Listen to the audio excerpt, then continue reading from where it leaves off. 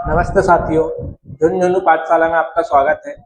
देखिए, fourth grade के लिए जो हम कक्षाएं चला रहे हैं उसमें अभी तक के जो हमने क्लासें चलाई है उसमें एक पाठ्य क्लास है जिसमें 80 प्लस प्रश्न है और जो बाकी क्लास है उसमें 20 प्रश्न है। एकदम मॉडल पेपर टाइप, जैसा पेपर आएगा हिंदी का उसी टाइप है, आप प्ले लिस्ट में देख सकते हैं। चलिए, आज की जो कक्षा है इसमें उपसर्ग और प्रत्यय के प्रश्न रखे हैं, सिर्फ उपसर्ग और प्रत्यय के रखे हैं। ठीक है, तो चलिए, जो पहला प्रश्न है, कहावत प्रत्यय है। कहावत शब्द में कौन सा प्रत्यय, ये बताना आपको है ना, कि कहावत में कौन सा प्रत्यय है। तो क्या हावत होगा, व्रत होगा, कह होगा या फिर आवत होगा। तो चारों में से क्या हो जाएगा। जिस शब्द को हम समझेंगे ये बना है कह से और आवत से, कह और आवत से। तो ये इसमें जो प्रत्यय है वो कौन सा है, आवत प्रत्यय। तो ये हमारे पास में चौथा ऑप्शन सही हो जाएगा। चलिए, अगला प्रश्न देखेंगे।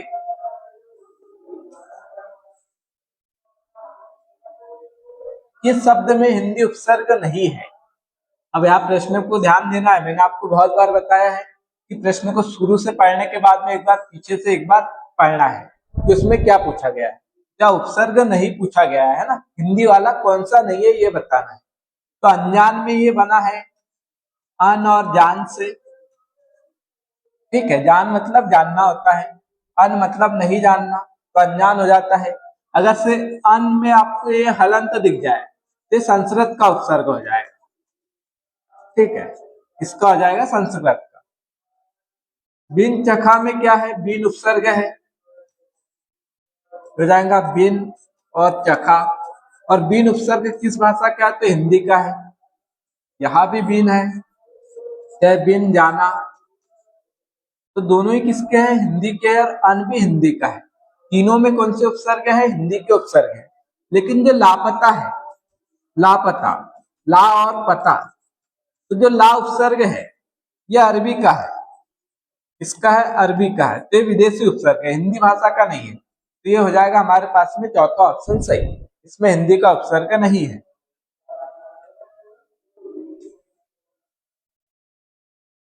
चलिए, इस प्रश्न को देखेंगे। अनंग उपसर्ग है, अनंग में कौन सा उपसर्ग है। तो अनंग जो है ये किसका पर्याय है, अनंग कहते हैं कामदेव को। वो आपको पता होगा कि भगवान शंकर ने इसको भस्म कर दिया था, तो इसका शरीर नहीं बचा था, बिना शरीर के ये जीवित था, इसलिए इसका अंग नहीं है। तो अन का अर्थ होता है नहीं, और अंग, जिसका अंग नहीं हो तो कामदेव का अंग नहीं है। इसलिए कामदेव जिंदा है, और कहाँ जिंदा होता है, तो मन में, हमारे मन में कामना उत्पन्न होती है। इसलिए जो कामदेव है वो मन में जीवित होता है बिना अंग के, उसका अंग नहीं है। इसलिए इसमें कौन सा उपसर्ग है, अन उपसर्ग है। तो ये अंत तो हिंदी का ये नहीं होगा, कौन सा हो जाएगा, हलंत वाला। तो सेकंड ऑप्शन सही। अ नहीं होगा और मूल शब्द भी नहीं है ये, इसमें अन उपसर्ग और अंग शब्द से बना है। ईयल प्रत्यय नहीं है। अब बताइए इसमें से ईयल प्रत्यय किसमें नहीं। देखिए, संधि के टॉपिक डाल दिए, मुहावरे के, लोकोक्ति का टॉपिक डाल दिया है, और मतलब क्वेश्चन डाल दिए उसके। और आज हम उपसर्ग प्रत्यय के कर रहे हैं। संज्ञा की भी प्रश्नावली मैंने आपको करवा दी है। और किस टॉपिक में आपको ज्यादा दिक्कत है बताइए, तो उसकी प्रश्नावली करवा दी। तो यल प्रत्यय किसमें नहीं है, तो सड़ियल में है। सड़ और यल, सड़ा से बना है। अड़ियल में क्या है, अड़ और यल। नारियल में क्या है, नार और रियल है क्या, नारियल मूल शब्द है। कैसा शब्द है, मूल शब्द है। ये हो जाएगा मूल शब्द। ये हो जाएगा हमारे पास में थर्ड ऑप्शन, इसमें कोई उपसर्ग नहीं है। इसमें यल उपसर्ग है क्या, नहीं है। मरियल में क्या हो जाएगा, मर और यल हो जाएगा। ठीक है, तो इसमें भी यल प्रत्यय है, तीनों में यल है, सिर्फ नारियल जो है मूल शब्द है, तो इसमें यल प्रत्यय नहीं है। अगला प्रश्न हम देखेंगे। आवट प्रत्यय नहीं है। आवट प्रत्यय किसमें नहीं है, ये देखिए। यह सजावट, सज और आवट, मिलावट, मिल और आवट, बनावट, वन और आवट हो जाएगा। महावट क्या हो जाएगा? ये होगा महा और वट। इसमें आवट प्रत्यय नहीं है, तो हमारे पास में चौथा ऑप्शन सही हो जाएगा। अगला प्रश्न देखेंगे। अप उपसर्ग है। अप उपसर्ग किस में दिख रहा है आपको? चारों में से। तो हम देखेंगे तो हमको चारों में अब दिख रहा है, लेकिन अब देखेंगे कहाँ से अ निकलेगा, कहाँ से अप निकलेगा, या फिर कोई मूल शब्द है। ये शब्द क्या है? अपर्याप्त। तो अ और पर्याप्त शब्द होता है, ये आपको पता है कि पर्याप्त होता है, इसका विलोम बनाना तो अ लगा दो तो अपर्याप्त। तो यहाँ पे अ उपसर्ग है। अपराध में क्या होगा? अब अगर अ निकालोगे तो पराध बचेगा, पराध कोई शब्द नहीं होता है, तो यहाँ से आप क्या निकालोगे? अप निकालोगे। ये होता अप और राध, और रात का अर्थ क्या होता है? कार्य होता है, और जो बुरा कार्य होता है उसको अपराध कहते हैं। ठीक है, तो ये हो जाएगा हमारे पास में मूल शब्द और अप उपसर्ग है। तो अप उपसर्ग हमको सेकेंड वाले में मिल गया। अपदस्थ क्या हो जाएगा? हो जाएगा अ और पद और हो जाएगा इष्ट। ठीक है, अपरोक्ष का क्या हो जाएगा? अ और परोक्ष हो जाएगा। ठीक है, तो यहाँ उपसर्ग है, यहाँ उपसर्ग है, यहाँ भी उपसर्ग है, और अप उपसर्ग अपराध में है, तो सेकेंड ऑप्शन यहाँ पे सही हो जाता है। अगला प्रश्न हम देखेंगे। उपसर्ग नहीं है। अब उपसर्ग किसमें नहीं है ये बताना है। वैचारिक में उपसर्ग है क्या? तो ये है विचार में भी वी उपसर्ग है, चार मूल शब्द है, और हो जाएगा एक प्रत्यय। ठीक है, तो यहाँ वी उपसर्ग है। व्यास में देखेंगे तो वी उपसर्ग है और आस शब्द है। इसमें संधि कौन सी है? तो यह संधि है।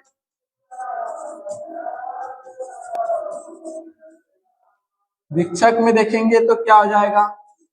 वी उपसर्ग और इक्षक शब्द हो जाएगा। ठीक है, ये क्या हो जाएगा? वी उपसर्ग हो जाएगा। विशेला में देखेंगे तो हो जाएगा विष और एला, एला प्रत्यय हो जाएगा। तो ये विष क्या है? उपसर्ग है कि शब्द है? ये शब्द है ना। तो उपसर्ग किसमें नहीं है? तो ये चौथे वाले ऑप्शन में उपसर्ग नहीं है, इसमें प्रत्यय लगा हुआ है। ठीक है, चलिए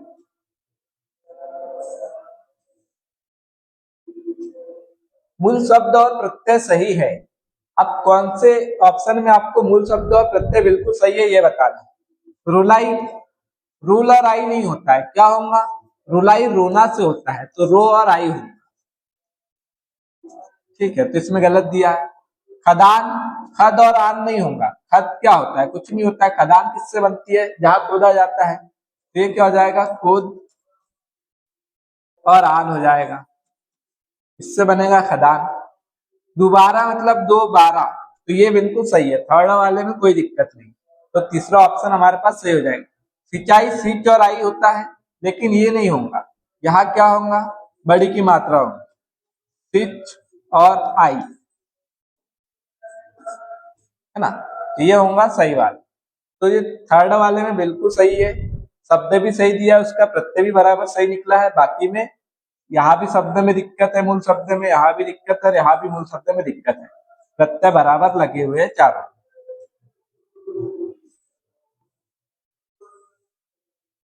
अप्रत्यय नहीं है। अप्रत्यय किसमें नहीं है ये बताइए। अब अप्रत्यय दिखता नहीं है तो इसकी बड़ी दिक्कत होती है। और है, आपको याद रखना है कि अप्रत्यय अगर लगा है तो सामने वाला जो भी वर्ण रहेगा उसमें मात्रा या तो आ की होंगी या बड़ा ऊ होगा, है ना। जो भी मात्रा होंगी कैसे होंगी? बड़ी की मात्रा होंगी, छोटी मात्राएं नहीं होंगी। जैसे स्वर है, इसमें क्या है? या तो आ होगा, अगर अ का आ हो जाता है और ऊ का आ हो जाता है, तो यहां हम देखेंगे कि शब्द बना है सुर से, और इसमें अ प्रत्यय लगा तो ऊ बदल गया अ में। तो अ अगर है तो समझ जाना कि उसमें अ प्रत्यय है। बाहर में देखेंगे आ है तो मतलब ये किससे बना है? भर और अ से, तो ये किसमें कौन सा प्रत्यय? अ प्रत्यय है। कौशल में देखेंगे तो ये अ है तो किसमें बदलेगा? ऊ में, तो जाएगा कुशल और अ प्रत्यय है। अब सरस में देख लीजिए, यहाँ पे आपको अ दिख रहा है तो इसमें पीछे अ प्रत्यय है क्या? नहीं। ये शब्द किससे बना है? स और रस से। ठीक है, तो यहाँ पे अप्रत्यय नहीं है, तो चौथा ऑप्शन हमारे पास में सही हो जाएगा। अगला प्रश्न देखेंगे। सुपसर्ग नहीं है, सुपसर्ग किसमें नहीं है ये देखना है। तो सौभाग्य में है क्या? ये शब्द होता है सु भाग और य प्रत्यय। अब याद रखना है कि यह प्रत्यय जहां भी जुड़ता है पीछे वाले वर्ण को आधा कर देता है और सामने वाले वर्ण में वृद्धि कर देता है। तो यहाँ सु का क्या हो गया? स हो गया, और ग कैसा हो गया? आधा हो गया। तो सु उपसर्ग इसमें है। स्वल्प में देखेंगे तो ये क्या हो जाएगा? सु उपसर्ग और अल्प शब्द होता है। यहाँ कौन सी संधि है? तो यहाँ पे संधि है यन संधि, है ना। जहां भी य हो, व हो, र हो, इसके साथ आधा वर्ण है, मतलब कौन सी संधि होती है? यन संधि होती है। सुखद में देखेंगे तो ये क्या है? सुख शब्द है और द यहाँ प्रत्यय के रूप में आ गया।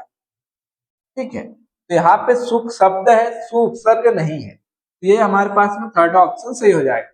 सुक्ति को देखेंगे तो सुक्ति किससे बना है?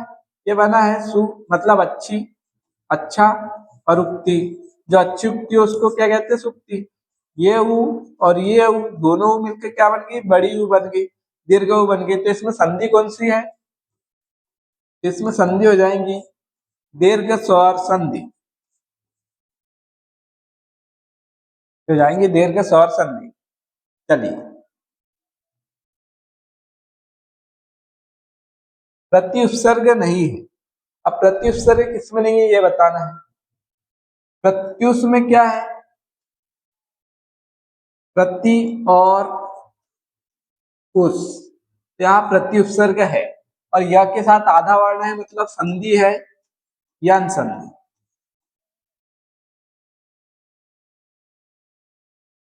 प्रत्यर्पण में क्या है?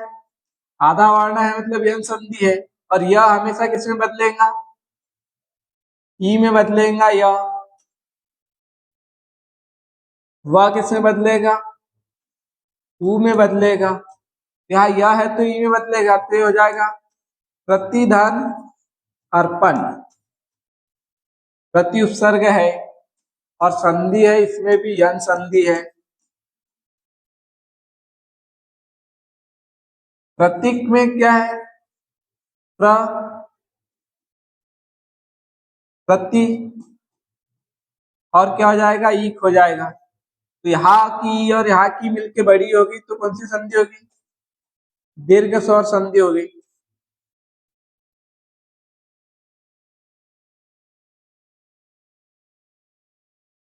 प्रतीष्ण ये किससे बना है? ये बना है प्र और तीक्ष्ण शब्द होता है, इसका अर्थ होता है तीखा, तेज, है ना। ठीक है, तो प्र उपसर्ग लगा हुआ है यहाँ पे, तो ये हमारे पास में हो जाएगा फोर्थ ऑप्शन सही। चौथा सही क्योंकि प्रति उपसर्ग इसमें नहीं है, इसमें प्र उपसर्ग है, बाकी तीनों में प्रति उपसर्ग है। चलिए अगला प्रश्न देखेंगे। बिकाऊ में प्रत्यय बताइए क्या हो जाएगा? बिकाऊ में कौन सा प्रत्यय हो जाएगा? आना होगा क्या? तो आना तो यहाँ है ही नहीं, प्रत्यय पीछे लगता है। तो ऊ वाली ऊ है लास्ट में, तो या तो ऊ होगा या फिर आऊ होगा, ये दोनों तो कट गए ऑप्शन बच्चे। अब हम देखेंगे मूल शब्द निकालेंगे, क्या हो जाएगा? बीक हो जाएगा, और बीक होगा तो क्या निकलेगा वहां से? आऊ निकलेगा, है ना। ये हो जाएगा हमारे पास सेकेंड ऑप्शन सही हो जाएगा। चलिए, प्रदंत प्रत्यय जुड़ता है। अब प्रदंत प्रत्यय किसमें जुड़ता है? तो प्रत्यय के मूल रूप जो होते हैं दो होते हैं, एक तद्धित प्रत्यय हो जाता है और एक हो जाता है कृदंत, है ना। ये क्रिया से बनता है, क्रिया में जुड़ के, क्रिया में जो जुड़ जाए तो कृदंत बन जाता है, और बाकी जो संज्ञा सर्वनाम होते हैं उसमें वो कौन सा प्रत्यय कहलाता है? तद्धित प्रत्यय। तो संज्ञा में, सर्वनाम में, विशेषण में तद्धित प्रत्यय होगा, इसमें अगर कोई प्रत्यय जुड़ेगा तो, और क्रिया में कोई प्रत्यय जुड़ा है मतलब कि वो क्या होता है? कृदंत प्रत्यय, है ना। तो ये किसमें होता है? क्रिया में जुड़ता है। तो चौथा ऑप्शन सही हो जाएगा। हेडमास्टर में उपसर्ग है, हेडमास्टर में उपसर्ग पूछा है तो क्या हो जाएगा? आपको पता है कि मास्टर शब्द होता है, क्या होता है? मास्टर होता है। तो इसमें क्या हो जाएगा? हेड हो जाएगा। तो हेड क्या हो गया? उपसर्ग हो गया। और मास्टर क्या हो गया? मूल शब्द हो गया। अब ये कौन सा है? दोनों ही कौन सी भाषा के है? तो ये है अंग्रेजी भाषा के, है ना। अंग्रेजी भाषा का ये उपसर्ग है और ये अंग्रेजी भाषा का शब्द है। अगर आपसे पूछा जाए कि हेड किस भाषा का उपसर्ग है तो अंग्रेजी भाषा का है, हेडमास्टर किस भाषा का है तो अंग्रेजी भाषा का है। चलिए, यहाँ पे जो हमारा आंसर होगा फोर्थ ऑप्शन हेड हो जाएगा। बिन किस भाषा का उपसर्ग है? बताइए, बिन किस भाषा का? संस्कृत का, हिंदी का, उर्दू का, अंग्रेजी का। तो बिन जाना, बिन ब्याह, बिन चखा। तो चखा, ब्याह, जाना ये हिंदी शब्द है, तो इसमें जुड़ा हुआ क्या है? हिंदी उपसर्ग है। तो बिन उपसर्ग किस भाषा का है? तो हिंदी भाषा का उपसर्ग है। ठीक है, चलिए। उपसर्ग युक्त शब्द नहीं है, उपसर्ग युक्त शब्द नहीं है, नहीं पे ध्यान देना बहुत जरूरी है। अब क्या बोला है कि उपसर्ग किसमें नहीं है? तो ये बिन उपसर्ग होता है। ठीक है, गैर हाजिर में गैर उपसर्ग है और हाजिर शब्द है, यहाँ भी उपसर्ग है, यहाँ भी है। प्रश्नांकित में क्या? पृष्ठ और अंकित हो जाएगा। तो पृष्ठ भी शब्द है और अंकित भी शब्द है। तो यहाँ पे कोई क्या नहीं है? उपसर्ग नहीं है। और यहाँ संधि कौन सी होगी? दीर्घ स्वर संधि। तो ये हमारा सही आंसर हो जाएगा। अचेतन में भी अउपसर्ग है और चेतन शब्द है। ठीक है, चलिए।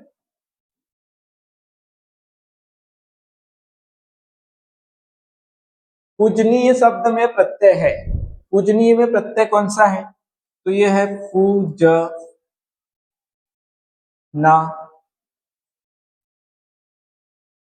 और ई निकाल। ठीक है, देखिए ई और अनीय में जो डाउट होता है उसको कैसे सॉल्व करना है। ये निकाल दिया, अगर सर इस शब्द से अन निकल जाए तो निकालने की कोशिश करो तो निकल जाएगा पूज। यहाँ का निकल गया और ये ना, तो अन निकल गया और ये हो गया ई। दोनों को मिला दो, क्या बन जाएगा? अ में ई लगेगा तो ये बन जाएगा अनीय। तो पूज और अनीय हो जाएगा। क्या हो जाएगा? पूज और अनीय। तो इसमें अनीय प्रत्यय, ई प्रत्यय नहीं है। ठीक है, तो ये ऑप्शन गलत, ये ऑप्शन गलत, ये ऑप्शन गलत। कौन सा है? अनीय है। तो थर्ड ऑप्शन सही हो जाएगा। चलिए, ये प्रत्यय नहीं है, ये प्रत्यय नहीं है। बताइए चारों में से कौन से इसमें ये प्रत्यय नहीं है? अभी मैंने आपको ट्रिक बताई, उसी ट्रिक से आपको निकालना है ये किसमें और अनीय किसमें है। सबसे पहले ये निकाल लीजिए।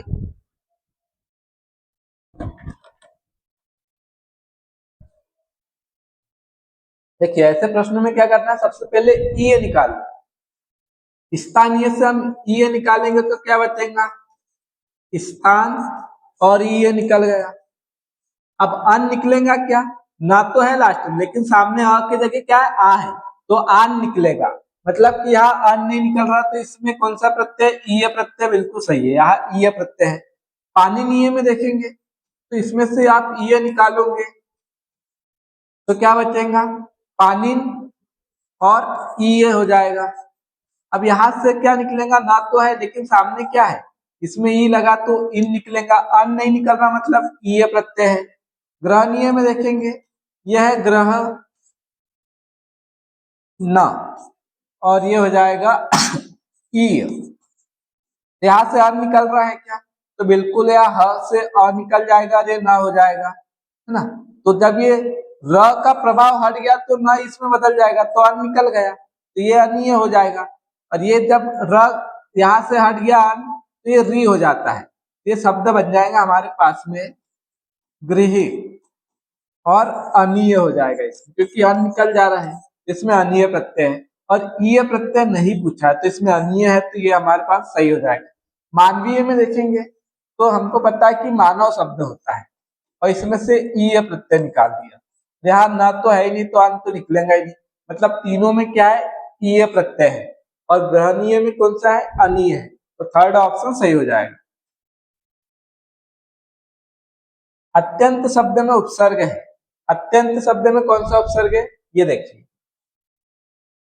जहां भी य व के साथ आधा वर्ण देखिए मतलब कि यन संधि, और यन संधि का नियम क्या है कि ई य में बदलता है, तो य को आप ई में ले जाइए तो त के साथ में ई हो जाएगा तो अति हो जाएगा और बचा अंत, ठीक है, ये हो जाएगा अंत, तो अति और अंत, तो इसमें कौन सा उपसर्ग है, अति उपसर्ग है, अत नहीं है, अ नहीं है, अति उपसर्ग है, अत्य भी नहीं है, तो तीसरा ऑप्शन सही हो जाएगा।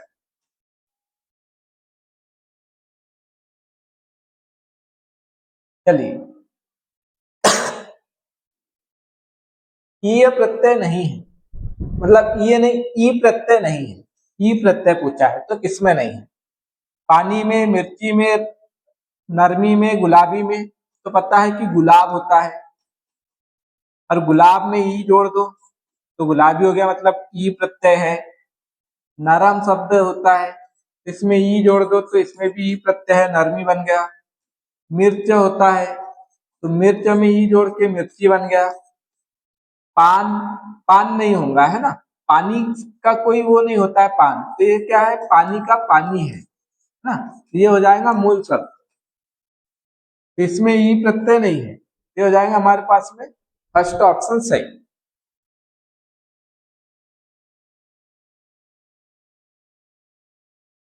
वासुदेव प्रत्यय है, अब बताइए वासुदेव में कौन सा प्रत्यय है, तो अप्रत्यय दिखता नहीं है, तो अ नहीं दिखता है तो सामने आपको देखना है कि आ है, मतलब कि अ का आ हुआ होगा तो अप्रत्यय हो सकता है, तो इसमें देखिए ये वैसे आप क्या निकाल सकते हैं, ए और व निकाल सकते हो, तो बचेगा क्या, वासुद, और वासुद का अर्थ निकल रहा है क्या, नहीं निकल रहा, मतलब यो प्रत्यय नहीं है, तो ये क्या है, यह वसुदेव, तो इसमें अप्रत्यय लग के क्या बन गया, वासुदेव, वसुदेव कृष्ण के पिता है और अप्रत्यय लग के वासुदेव बन गया तो ये कृष्ण का पर्यायवाची हो गया, ठीक है। वही देखेंगे हम पांडु, पांडु में अप्रत्यय लग के क्या बन जाएगा, पांडव बन जाएगा, ठीक है, ऊ का वह हो गया यहाँ पे। वैसे मनु, मनु में अप्रत्यय लगाओगे तो क्या बन जाएगा, मानव, अ का आ हो गया, यहाँ प का आ है तो आ का आ ही रहेगा, और यहाँ वह ऊ का वह हो गया तो क्या बन गया, मानव बन गया, मानव में भी कौन सा है, अप्रत्यय है। चलिए तो इसका जो सही आंसर हो जाएगा चौथा ऑप्शन सही हो जाएगा।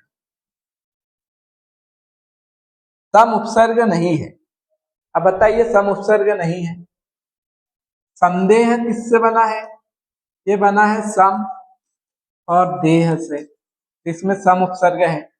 सम संख्या किससे बना है, ये सम और संख्या से है, तो इसमें क्या है, सम उपसर्ग नहीं, यहाँ पे देखिए हलंत नहीं है, पूरा स मतलब इसका अर्थ होता है समान, ठीक है, तो ये हमारे पास सही हो जाएगा।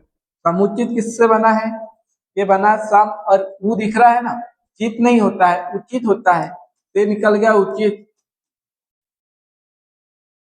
सम आख्या, तो यहाँ पे क्या है, सम और आख्या,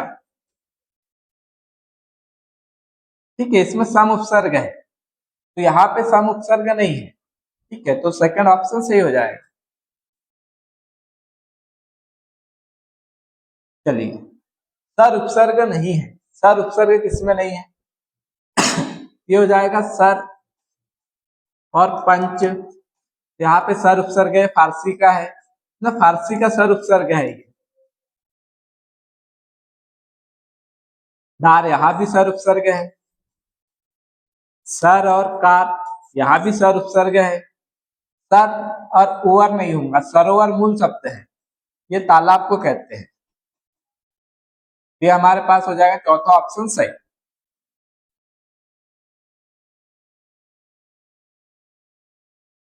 चलिए, यह प्रत्यय नहीं है। अब यह प्रत्यय किसमें नहीं है बताइए। मैंने अभी आगे के प्रश्न में बताया था कि यह प्रत्यय की क्या खासियत है, वो सामने वाले वर्ण को आधा कर देता है, उसके सामने जहां जुड़ता है उसके साथ, और जो शुरू का होता है उस शब्द का उसको वृद्धि कर देता है। तो देखिए, हमको यहाँ वृद्धि दिख रही, यहाँ दिख रही, यहाँ दिख रही, और यहाँ य के साथ आधा वर्ण है, यहाँ य के साथ आधा र, यहाँ य के साथ आधा ल।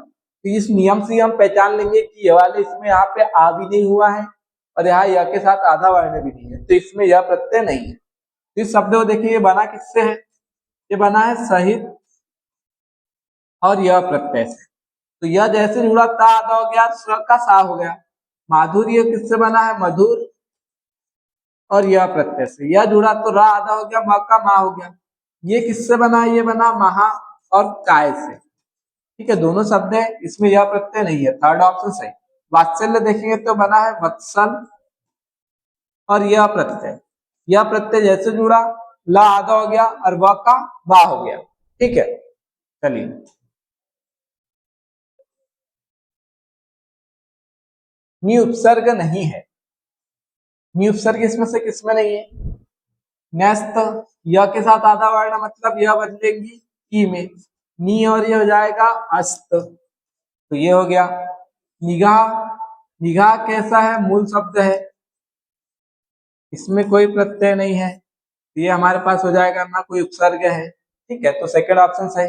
नैदानिक किससे बना है, नी, दान और इक से।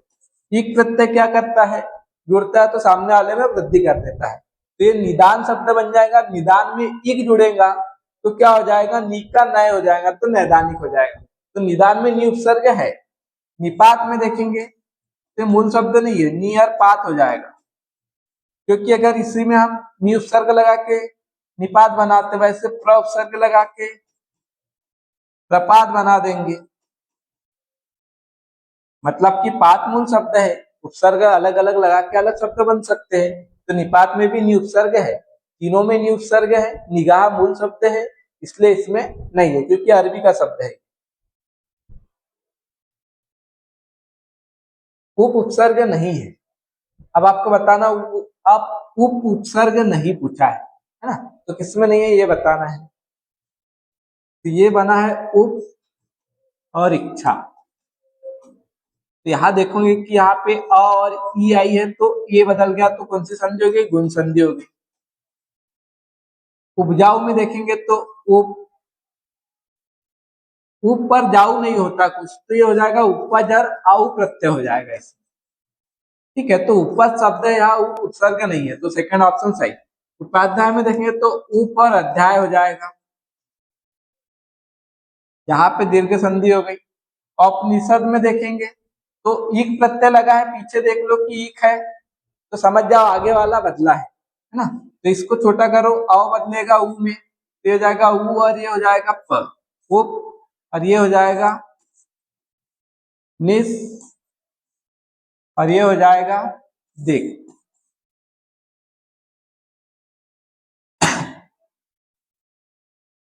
निषद और ईक हो जाएगा, तो यहाँ पे उपनिषद हो जाएगा और इक लगेगा तो औपनिषद हो जाता, तो उप उपसर्ग उप उपसर्ग उप उपसर्ग या उपज शब्द है, उप उपसर्ग नहीं है, इसलिए सेकंड ऑप्शन सही हो जाएगा।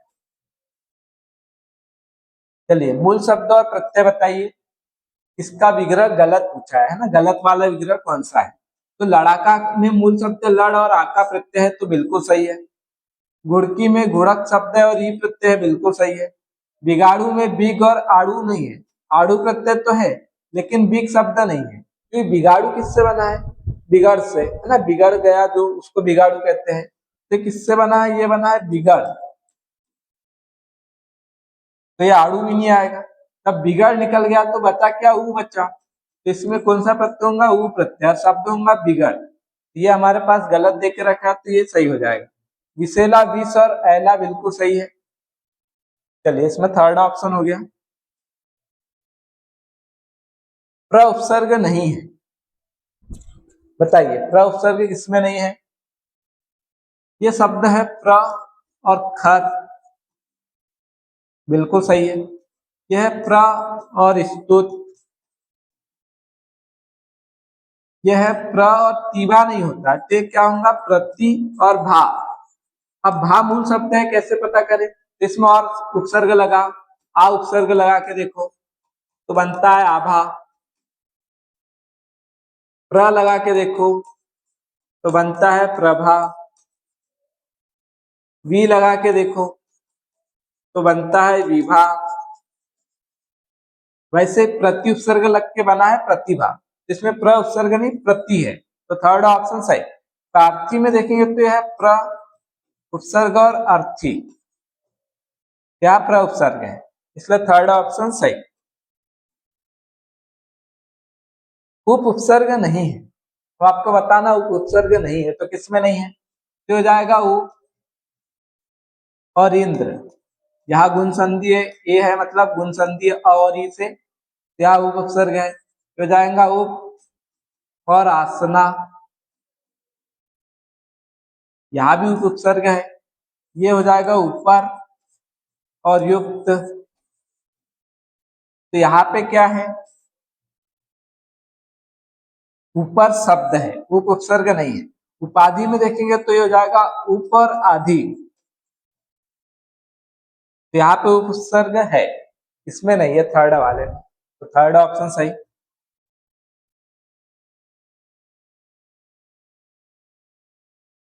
किस शब्द में प्रत्यय नहीं है, प्रत्यय किसमें नहीं है ये पूछा है। ठंड होता है तो इसमें आ लगा दो तो बन गया ठंडा। भीख होता है, इसमें आरी प्रत्यय लगा दो तो ये मात्रा छोटी हो जाएंगी और भिखारी बन जाएगा। सुना, सुन होता है ना, इसमें आ प्रत्यय लगा दो तो सुना बन गया। अहिर, अह और इर नहीं होगा, है ना, अहिर क्या है, मूल शब्द है। ये हमारे पास चौथा ऑप्शन सही, इसमें प्रत्यय नहीं है। चलिए लास्ट प्रश्न था, अब आपको किस टॉपिक पे चाहिए कमेंट में जरूर बताएं। धन्यवाद।